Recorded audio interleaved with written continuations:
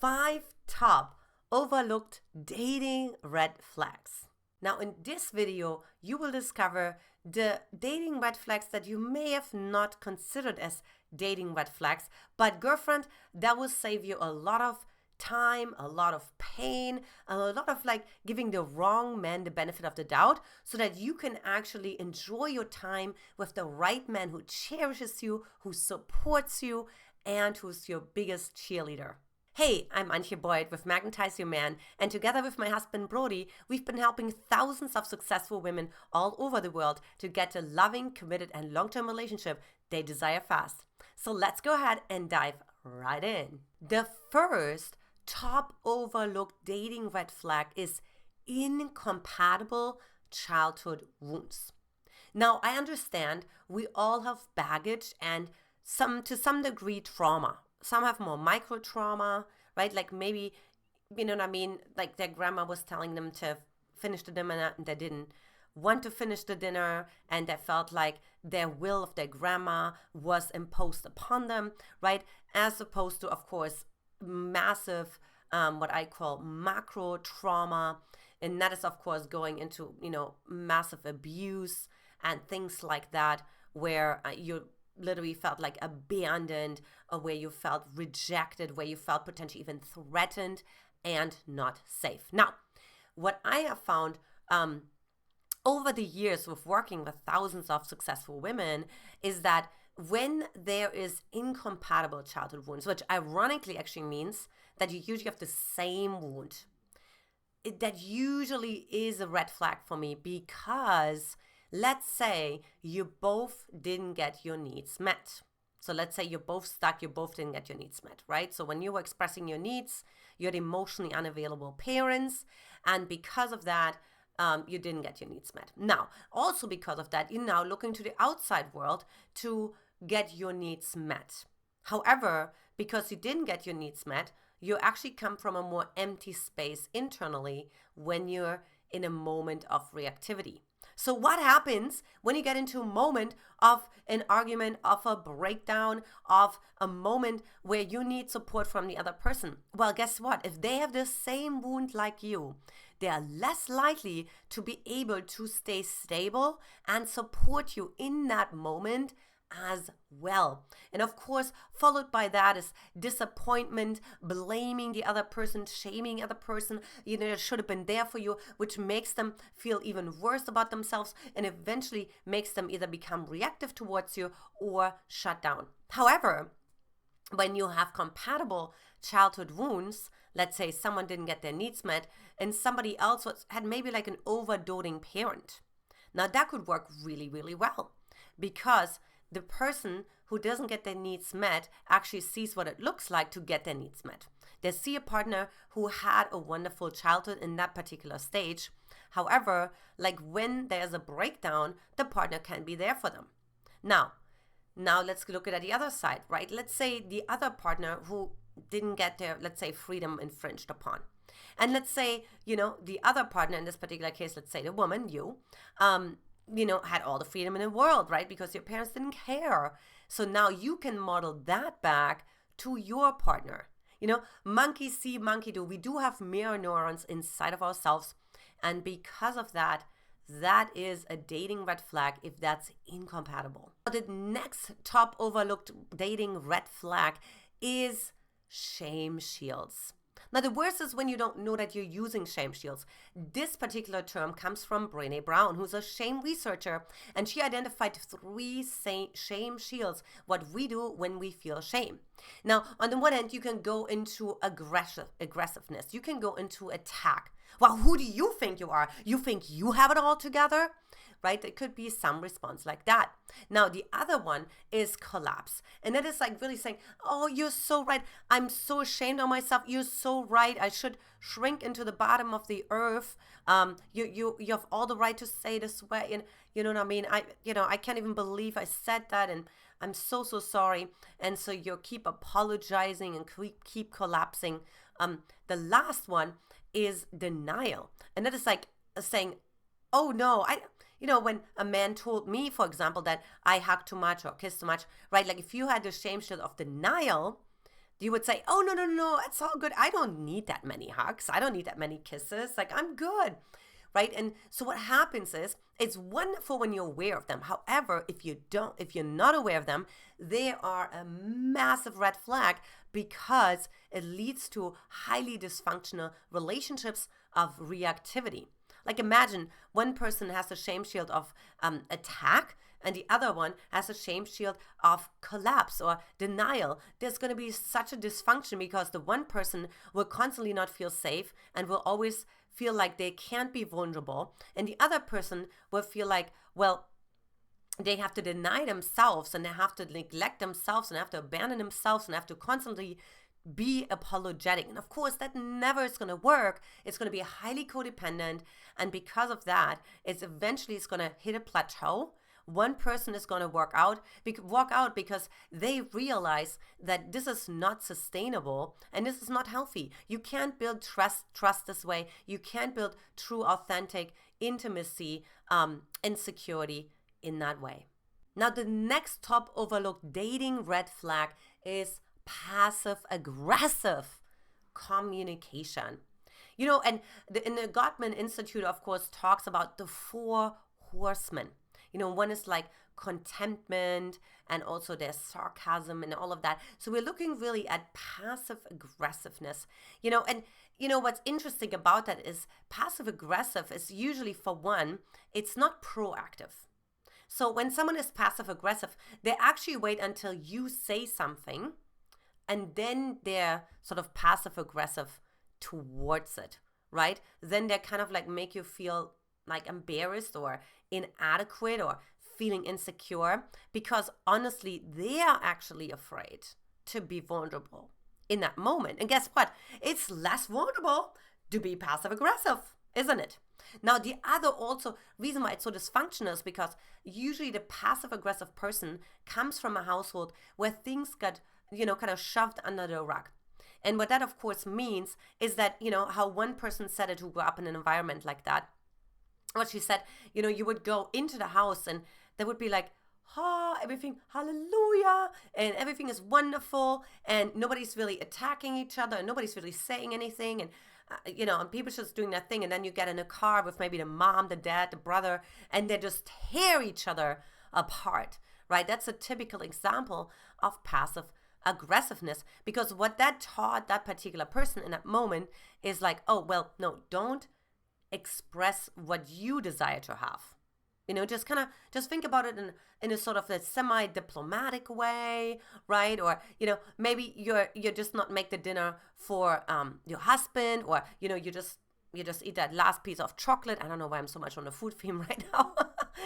Right? But you do something that's sort of passive aggressive, and you're like, oh, I didn't know that I was supposed to do that. You knew exactly that you were supposed to do that, but you did that because you wanted to punish your man, which, by the way, is the worst that you can do. If you want to punish a man, it's so emasculating, and there's no chance that you're going to actually have him continue to pursue you unless he's actually, for one, feminine, and for two, like it's not believing in himself, has actually insecurity inside of himself, and wants to have the approval from you, even when he knows he didn't do anything wrong. That's not healthy. Now, the next top overlooked dating red flag is control issues. Now, this can, of course, go through many different extents. It can go all the way to possessiveness, jealousy, a man actually wanting to lock you in, actually isolating you from your friends and family. But it can also be as simple as, just kind of, putting your arm around the other person so that they're not really talking to the other person. Or things have to be a certain way, right? Like the person can't go left or right. Like immediately you question everything about them. You need to know every step of where they're going, who they're meeting. And of course, that also comes from a place of deep insecurity. Look, the reason, right, why we want to have control is because we don't trust. And so trust is actually the antidote to control. And then because we don't want to, we kind of want to feel the certainty that comes with trust, right? But we're not going to get that. then we, of course, exert control. Now, and this could, of course, be because you watched that in your household, how one person controlled the other and said, like, you get this kind of amount of money to go on grocery shopping, or you have to do, this for the weekend, right? Like, we're going to go here, not there. So one person didn't get their needs met and got control, and maybe even enjoyed to get control because they were so disconnected from their own needs. So look, if you have, for example, a child, or let's say, of course, by the way, all adults are just grown-up children. It's just a side note. So, right, but if you have a child who didn't get their needs met, and they were just basically told, like, you're nothing, you know what I mean? Your needs don't matter, right? Your voice doesn't matter. Then they don't even have a connection to what they want, what they desire, right? Because there's also no point to that. And then if they meet someone who's like a control freak, in a way, in a dysfunctional way, they can actually enjoy that because they're like, at least somebody tells me what to do, because I don't know what to do. And then I don't have to feel that pain that I don't know what to do. And of course, that's highly dysfunctional, because at some point that relationship will hit a plateau. And you know why? Because it's not built based on authenticity. What happens is when we're sort of in the same cycle over and over again, eventually it wears out. In the beginning, there's this excitement, right? He's like, oh, he is the man. He takes the charge. He's in control. But then after a while, you feel like, wait a minute, what about my own empowerment? And maybe your girlfriends make a little comment, or maybe your parents make a little comment. And you notice, wait a minute, what about me? What about me emancipating myself? Like, what about my independence? This is not a truly interdependent relationship, right? And that's when relationships sort of hit a plateau, because they have to make a decision. Are you going to step up to the plate, and are you going to step into your power and acknowledge what you have lost, which is potentially your boundaries, your sense of self, your desires, what you want in life, and instead, like, actually, hopefully allowing your man to feel safe, to not be as controlling. That's going to be an uphill battle. So for that point, I would look out for control issues. Now, the next top overlooked dating red flag is different dating speeds. What can happen so often is we're meeting a wonderful person, right? And hold on, you're just like thinking about the next date, and this particular person already sees you, as like the potential partner, or wants to, dating speeds can also be sexually as well. They want to be intimate right away. And you're like, wait a minute. Hold on one second. What I just found out with, I have one woman I'm coaching right now, is that she actually realized, hold on, I can't even imagine right now, not even visualizing hugging a man or anything like that. I can only imagine him seeing me like from the opposite side of the room. That's already intense enough for me of attention, because I'm healing, right? So now imagine yourself to be that woman who's healing. Maybe you experience narcissistic abuse, some sort of physical abuse, emotional manipulation in your last relationship, in your last marriage, or even in your childhood. And now here's this man who just wants to have everything yesterday. And so hold on a second. You're more likely to sabotage the situation anyways, even though part of you feels like, finally, I get the approval from this man. He desires me. He wants me. He pursues me. But there's a part inside of you that doesn't feel safe. And that is because you have different dating speeds. And when you have different dating speeds, then what's going to happen is either you're going to go along with his speed, which then makes you not feel safe in the relationship, and which makes you even build potential resentment inside of you because you gave your power away, right? You actually don't feel safe, and you're trying to desperately get your power back, and now you have potential explosions or potential, side comments, like we just discussed in point number 3 of passive aggressiveness. Now, because of that, it's important that when you have different dating speeds, to talk about that early on. And to really say, what, like, I'm noticing something. Can I be honest with you? And it seems like, you have this and this expectation. did I get that right? And so on, right? So you kind of have a conversation, and you actually, by the way, you learn this all in my Magnetize Your Man program, but you're actually setting up an expectation to say, this is where I am, and are you respecting that or not? Now, it depends on what the other person is used to, and also if they're willing to work on themselves, if they're willing to do personal development. Because only if they're willing to do personal development can you grow together, right? So that's why when you have different dating speeds, it's usually not like the most ideal match, because it can lead to a lot of miscommunication, a lot of disappointments, and eventually like potentially even like manipulation and a lack of trust. By now, you may have noticed that some of those overlooked dating red flags, you could easily give it sort of like the benefit of the doubt. And you could be like, well, let's just see how it goes next week. And let's see how, the relationship unfolds. And you're not communicating from the get-go. And then because of that, there's an expectation and a path that you set, right? You set yourself up for it. It's a dynamic.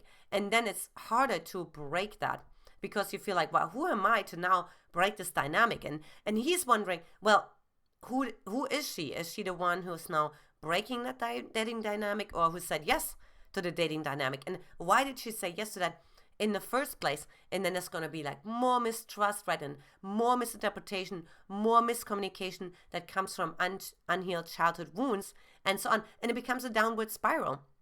Right, so what we have noticed by now is like that communication is peace, and the earlier the better. And of course, in conjunction with having the right mentor and support by your side who can tell you, step here, don't step here.